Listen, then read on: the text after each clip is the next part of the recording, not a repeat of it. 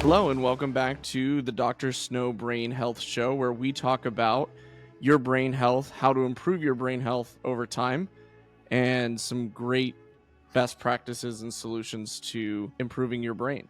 So, Dr. Snow, today we're going to talk about Alzheimer's disease. So, out of curiosity, how many people at the age of 85 have Alzheimer's disease? This is like the most fascinating question there is about Alzheimer's. Within the last 5 years, if you look at all the statistics, 50% of the population will get Alzheimer's disease once you reach the age of 85. It's unbelievable. It's half the world will get Alzheimer's if they live long enough to the age of 85. So that, I only got like 20 or 30 more years to go. And so I'm always worried about it. My mother had it too. We could talk about that. Yeah. So what is Alzheimer's disease? So Alzheimer's disease consists basically of three things that you have to have.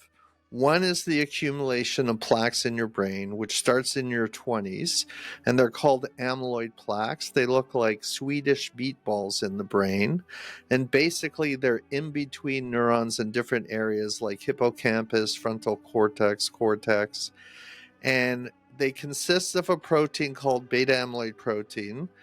But there's also other stuff in there, and we could talk about that in another episode. There's heparan sulfate proteoglycans, which I discovered in the late 1980s to be present in the plaques as well, and I think they're very important in what's causing the neuropathology. But anyways, the plaques go in between neurons, and basically they start blocking connections between neurons. So to remember a thought, right? If you want to remember something, what happens is you make connections from different areas of your brain, and the memory center of the brain is the hippocampus. So plaques actually accumulate in the hippocampus as you age, or in the cortex, and that's one of the things that could contribute to memory loss. The second component, so PTI is the acronym we're looking at. P is for plaques. T is for tangles. So the second component of memory loss is neurofibrillary tangles. They're found inside neurons, and they look like dried up spaghetti. So think of spaghetti and meatballs as accumulating in your brain as you age. And spaghetti is basically consisting of a protein called tau protein. So tau protein is usually a microtubule associated protein. It's important in microtubules and connections between neurons and how it works in the cell. What happens in tangles is basically it turns into these paired helical filaments. And again, I think they're induced by heparan sulfate proteoglycans, which is my theory of what causes plaques and tangles. We'll talk about it on another episode of the Dr. Snow Brain Health Show. But tangles are important because they're killing neurons.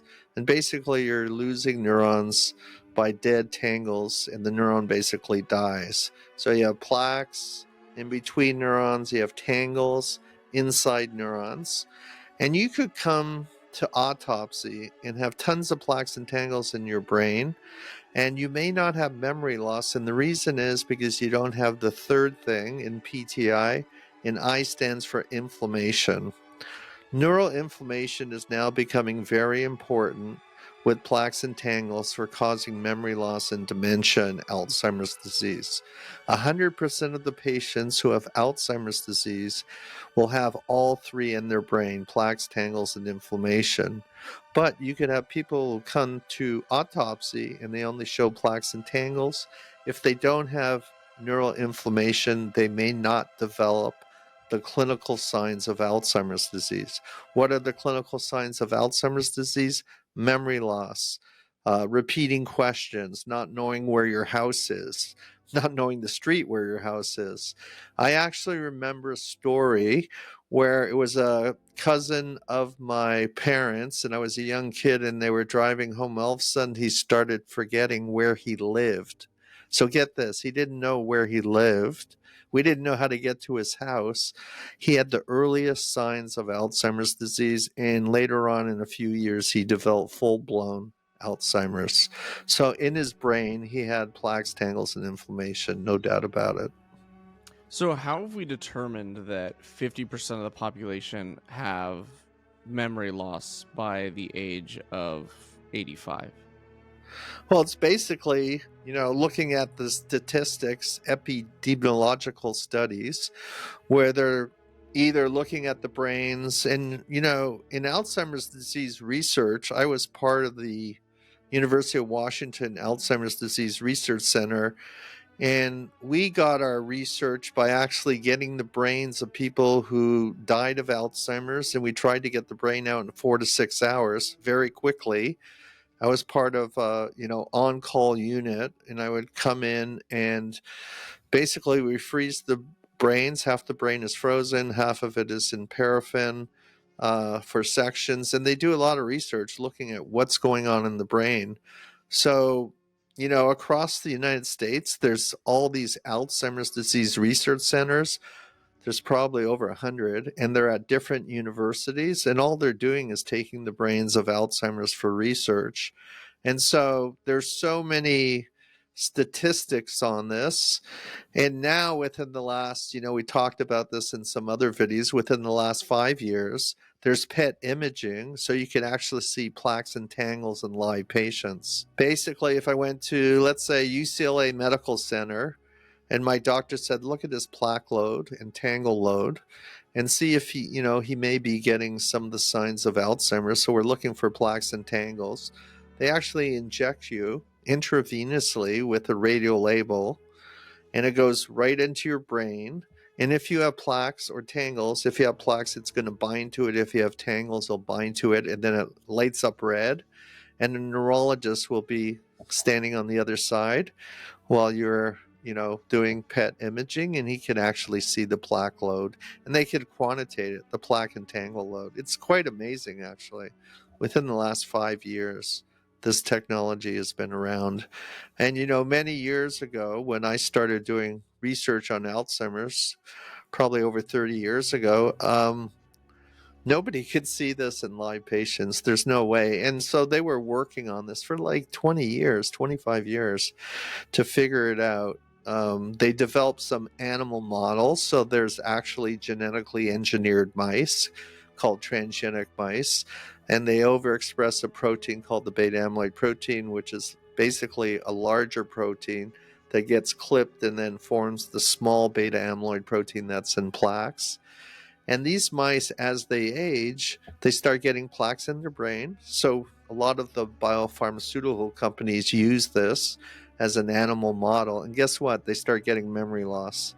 As the plaques accumulate, they start getting memory loss, and they can measure this in a platform called the Morse water maze test. And basically, they have these little mice swimming in a platform, like a circular swimming pool. They put a platform over there, and they watch the mice learn how to get there so he doesn't drown, right? And then they take it away, and he's supposed to swim to where the platform used to be. So it's using spatial recognition by looking up in the lights and understanding where the platform used to be. It's called hippocampus dependent learning because it's relying on the memory center of the brain, the hippocampus. And once you start getting plaques in the brain, they have trouble finding the platform. So they're getting memory loss, and it can be measured. They look at the path length. How many meters does it take to find the platform? And they look at seconds. How fast is it to get to the platform? Once they pull the platform away, they're looking at their memory, basically. So a mouse that has a lot of plaques in it is starting to lose memory. And a mouse that's normal will get there right away within, let's say, 2 seconds. The one with plaques takes 6 seconds. And so it's like 3 to 4 times longer because it's starting to have plaques in the brain that's affecting its memory. And the same thing, they've identified, tangle producing mice, and now we even have plaque and tangle producing mice combination. So you mentioned some of these new tests and this new technology to be able to see into the brain. What can we actually see? Can we see plaques? Can we see tangles? Can we see inflammation? And what are the ways that we can actually measure the plaques, the tangles, and inflammation that we can see?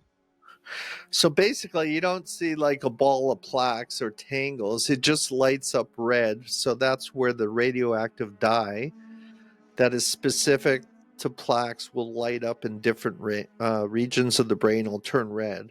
So basically, it's a measurement of redness. The more red you are in different areas of the brain, the more plaque load you have. And I think the radio tracer for the tangles is different than the plaques. So there's a second tracer that they now use for PET imaging, and that lights up where the tangles are and probably where you have dead neurons. So basically, the neurologist is looking at overall load. He knows what a normal individual at the same age, what plaque and tangle load they normally have, and they could actually know that quantitation measure. And so when they have the Alzheimer's potential patient on the table, they're comparing the quantitative plaque and tangle load based on these measurements. Are they using these kinds of measurements to test any new types of drugs or treatments of these neurodegenerative diseases? Yeah, yes, it's a great question. In the early days, I remember 20, 30 years ago, the main drug was Aricept that was made by Pfizer. It actually worked on the cholinergic hypothesis that you're losing cholinergic neurons and they're giving you a pill to help it. Didn't really work very much, and although they sold a lot of it and still continue to do so. But in the last few years, Biogen and Eisai is the Japanese company, in collaboration, they've developed an intravenous injection of an antibody that actually helps clear out the beta, at least the beta amyloid plaques. It doesn't touch neurofibrillary tangles. It doesn't really reduce inflammation. So think of the percentage. If I say that Alzheimer's is caused by a trilogy of plaques, tangles, and inflammation, if I gave you a drug that just works on clearing out plaques, do you think you're going to have 100% improvement in your cognition or memory loss? Yes. No. Obviously not. The answer is no. And I can tell you specifically, they came out with two drugs. The first one was called Aduhelm. I want to make sure I spell it Aduhelm, Aduhelm. But it had some side effects. About 35% of the people got what's called ARIA, amyloid-related imaging abnormalities, a fancy word for bleeding in the brain, small hemorrhages. Okay. So, these are all the things about taking drugs is you have these side effects. Some of them are unwanted. I would not want to have small hemorrhages in my brain. So after that first drug, they developed a second drug called Leqembi, Leqembi. Now, what happened is they increased the amount of amyloid load that they're reducing, and they increased the cognitive improvement. So they went from 22% improvement to 27% improvement. But I think the most important thing is that only 10% of the patients had this area, this small hemorrhaging. So the safety profile looks much better. And again, this is an antibody, right? So they inject you. You go in for an infusion. I think it's every 2 weeks or once a month. I think it's every 2 weeks, though, twice a month. And what it does is it goes into your brain and it hits the amyloid plaques that are in your brain, and it's specific for it, and it helps break it apart, it helps clear it, and they actually picked this up with PET imaging. So in this they did a large human clinical trial. I think it was like 2,000 patients. 1,000 were getting the injections and 1,000 were placebo, and it was a double-blind placebo-controlled study. It's a very good study. And they saw they could clear out the plaques in the brain. So they saw this with PET imaging in live patients. And then they looked at memory testing. Is their cognition getting better? What happens usually is it slows down cognitive decline. So people, who have Alzheimer's disease are going to go off and get worse and worse and worse. And some of it's pretty fast. Some of it may take a long time. Average is about 5 to 8 years of cognitive decline when you have Alzheimer's disease. So, I mean, the thing about this drug also, you can't use it for moderate to late stage Alzheimer's. It's only for early stage Alzheimer's, because what happens is you got to go in there early. You got to clear out the amyloid plaque load, and you hope your cognitive decline is not going to get worse. But one of the things they haven't done, it's a single target drug, right? So if you have plaques, tangles, and inflammation, what about tangles? What about inflammation? And that's always the problem with some sort of drugs that are very specific to single targets. You know, this is why I sort of got interested in natural products, because I did small molecule drug research for like 20 years in my first company. And then I started looking into natural products, and I go, wow, some of these natural products are hitting multiple targets. So, you know, some of the research I did on cat's claw, it's hitting plaques, tangles, and inflammation, all three targets, you know, that are part of memory loss, rather than a single molecule drug like the Biogen Ecyte drug that's only going after plaques. I really believe that you have to hit multiple targets in different diseases to be really effective. You've talked about the trilogy. And one of the things you also mentioned is that there are a series of other hypotheses about these neurodegenerative diseases. I realize there probably are quite a few hypotheses, but I'm curious if you could shed a little light on why you think it's plaques, tangles, and inflammation, and if you could speak to some of the other hypotheses that others have made in what causes these neurodegenerative diseases. I mean, I think we should spend a whole hour on this, but I worked on a different theory. So people believe, you know, the beta amyloid protein is causing plaques and the tau protein is causing tangles, you know, and you see these meatball accumulation of plaques, and then you got these paired helical twisting filaments inside neurons called tangles. Well, why do they look like that? Like, one of the first things I thought, well, it's kind of peculiar that you get these boulders and then you get these dried up spaghetti. Can you actually recreate it in a test tube? So in the late 1980s, early 1990s, I actually discovered a protein carbohydrate in the brain, in the plaques of Alzheimer's patients and also Down syndrome patients. Down syndrome is interesting because people have 3 copies of chromosome 21, right? And it turns out on that chromosome is beta amyloid precursor protein that's involved in Alzheimer's, so it actually crosses over to Down syndrome. So Down syndrome patients have plaques in the brain, much like Alzheimer's, and there's a connection there. But what's the real connection? It's this carbohydrate protein called heparan sulfate proteoglycans. I wrote a paper which we'll put up in 1988. Get this. You were probably not even born then.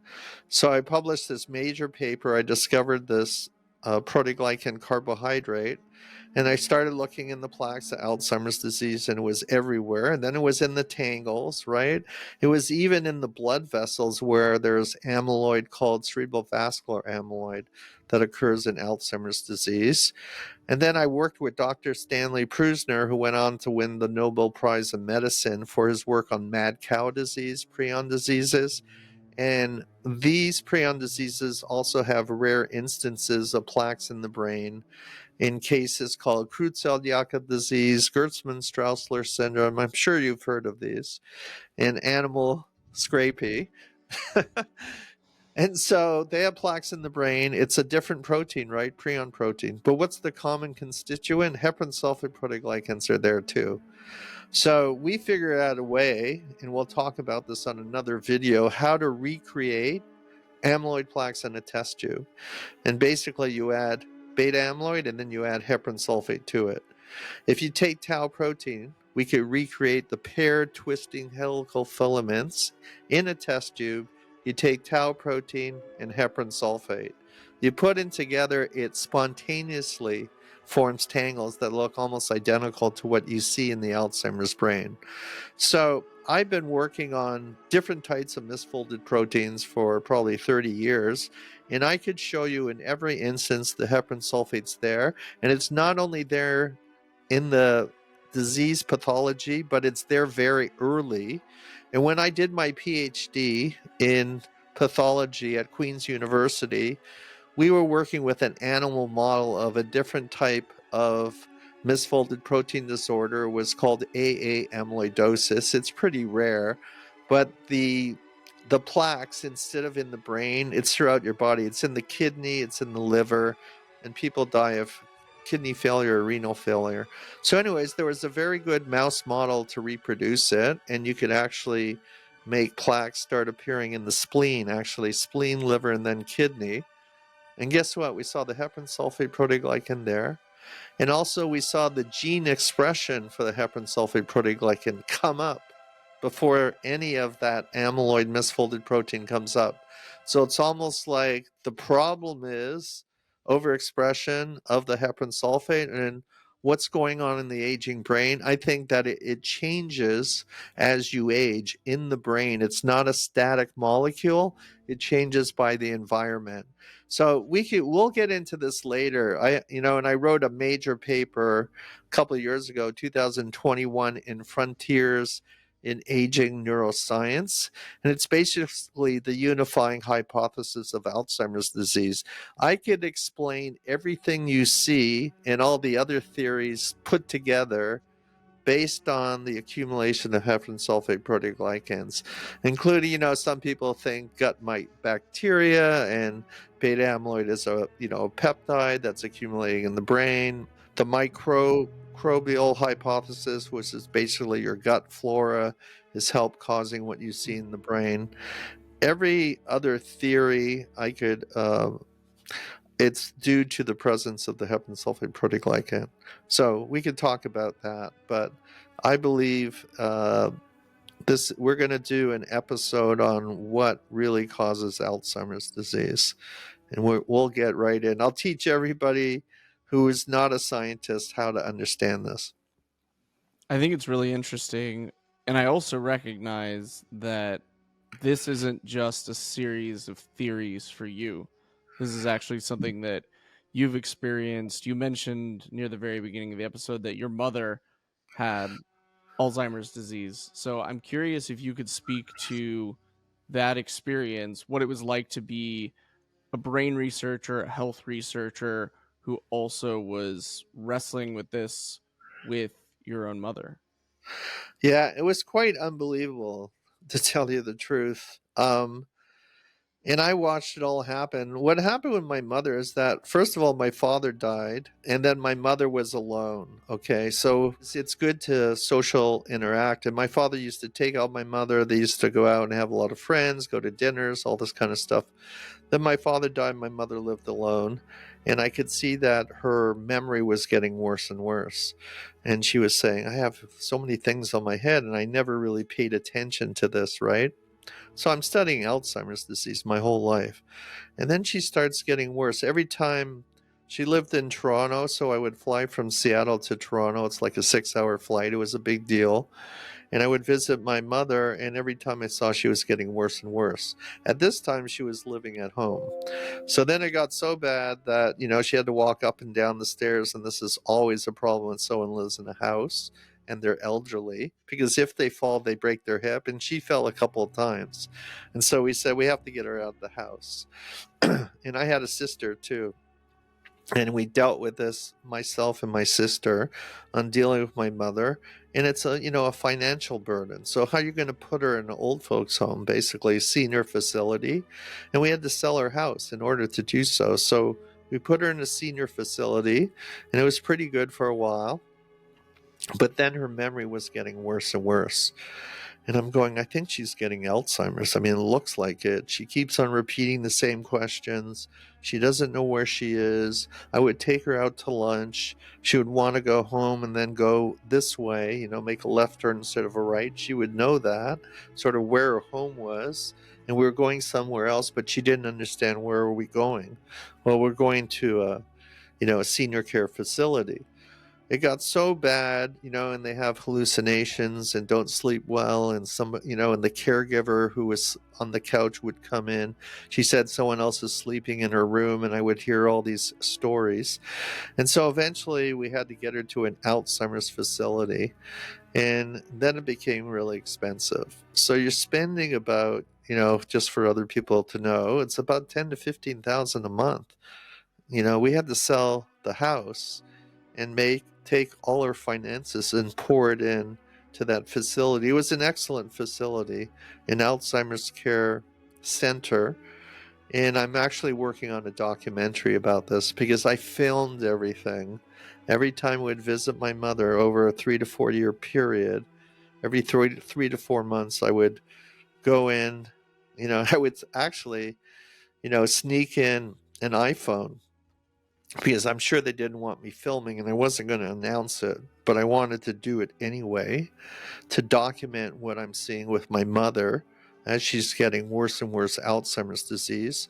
And what I would do is go into the bathroom and comment on what I saw. So my mother was talking today, and I think, she has plaques in her brain and tangles, and I think her neuroinflammation is getting worse. So I understood the actual science from what I was seeing in front of my own mother, and I documented how it got worse and worse and worse, and she eventually died. She died a few years ago, but I dealt with it for 8 years as a caregiver. So I not only understood the science behind Alzheimer's, understanding, plaques, tangles, inflammation, but I also had to deal with it as a caregiver, and it's very difficult. There's so much guilt involved. You always feel like it's your fault. And so, I remember, I'd be crying half the time every time I saw her, afterwards. It was an emotional roller coaster for 8 years. So, as someone who's been a caregiver, what advice and insight would you give to those that are wrestling with this for a family member of their own, or maybe it's somebody who is struggling with their own memory? How do you suggest, what advice would you give to somebody who is a caregiver? So one of the things I didn't do is go to a support group. And I'm telling you, the guilt on caregivers is so heavy. And the Alzheimer's patient don't even know they have Alzheimer's, right? A couple of things I would do. One is I would never interrupt my mother and try and correct her.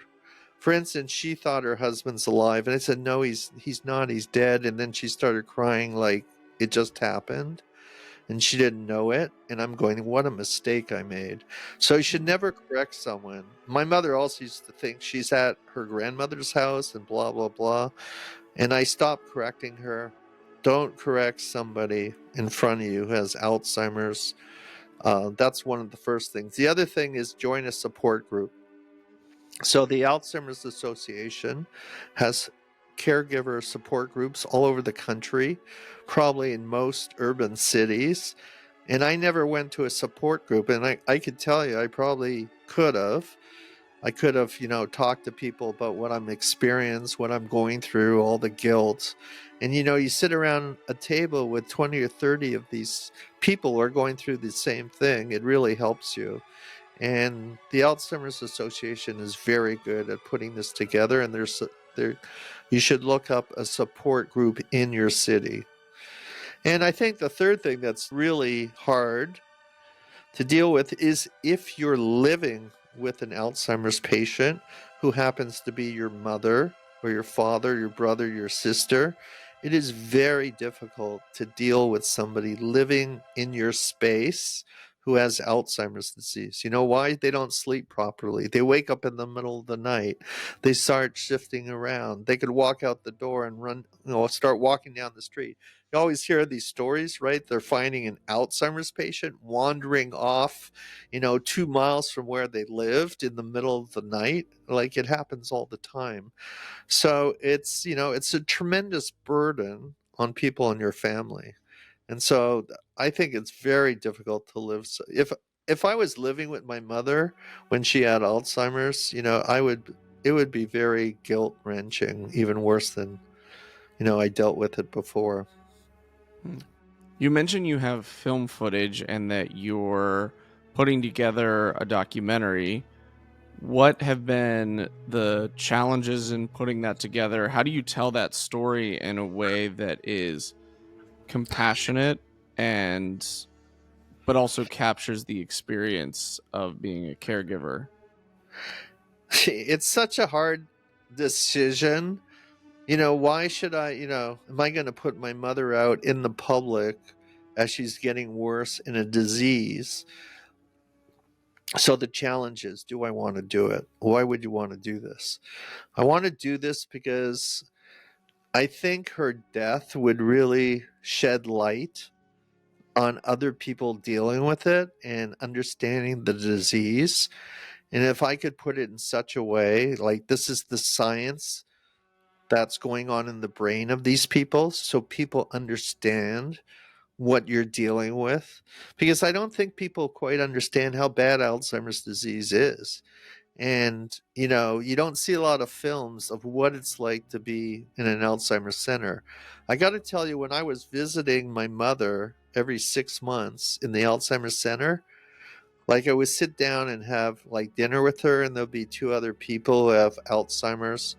I got to tell you, the whole place, they get worse and worse. All the patients, and there were 40 of them in the center I was in, were getting worse and worse every 6 months. So it's not only my mother who stopped talking to me near the end and didn't even know who I was. She didn't recognize me, right? So imagine the guilt of that. Your own mother doesn't know who you are. And she barely is able to speak near the end, and then she lost all capacities. But you also see that in every other patient around you. So I knew some of the 3 or 4 other patients were her friends, and guess what? They were all getting worse.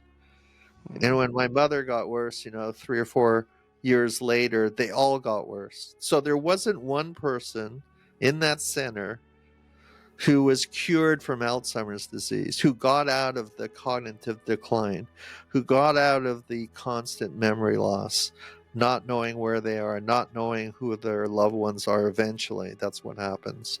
And then they eventually die of, immune failure. Their body gives out, and that's about it. Yeah, so in terms of other ways that you would recommend caregivers approach, one of the things you mentioned were things like social interactions being so important. You've mentioned sleep gets disrupted, and I know we've talked about sleep being a really key element to preventing these kinds of neurodegenerative or fighting back against these neurodegenerative diseases. What other insights and recommendations as an expert in brain health and neurodegenerative disease can you give to the audience? Well, we're going to talk about this on another episode, but it's called the Snow Brain Principles, SNOWBRAIN. And it has to deal with 9 lifestyle changes that you can actually do today that's going to help your memory and improve your brain health. So we're going to bring up another episode the next episode coming up is going to be on the Snow Brain Principles. What can you do to optimize your brain and basically help your brain so you don't get into this cognitive decline, this memory loss later in life? And it's very surprising. I'll just give one example. Snow Brain, the S in Snow Brain stands for sleep. And they found that if you get 7 to 8 hours sleep, you could actually help clear out the beta amyloid plaques. There is a system in your brain that they've just identified in the last 5 years. There's a bunch of papers on this, and they show that normally when you get restful sleep, your brain is starting to clear out through the system in the brain, clear out the amyloid plaques. And you're going, wow, that's pretty amazing. I don't get great sleep, so probably one of the bad things that I have to deal with. But there's clear documentation that if you don't get enough sleep, it's actually affecting your brain. Your toxins are not getting cleared out. And when I talk about toxins, I'm talking about beta amyloid plaques that are accumulating.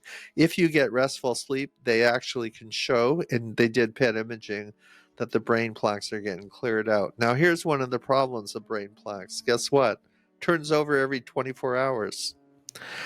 So you get restful sleep, next day you get plaques in the brain. Restful sleep, clear it out, next day you get more. So there's a cycle of about every 24 hours. That's why with a drug or a nutraceutical, you want to do once a day dosing. You want to take it every day. It's almost like taking Rogaine for hair loss. Once you slow down the hair loss by taking Rogaine, putting it on your head. But once you stop taking it, the hair loss comes back and continues. Same thing with beta amyloid plaques. Once you stop, trying to help it, and by the way, exercise is very good, and we're going to talk about that. It's very good for the brain. And so I'm going to go through different things that you could do, 9 lifestyle changes or optimization for your brain health, called the Snow Brain Principles. Great. Well, thank you so much for sharing about your journey with your mother, as well as sharing about the trilogy. I'm sure we're going to talk about this more in future episodes. So thank you so much for your time, Dr. Snow. Thanks a lot, Scott.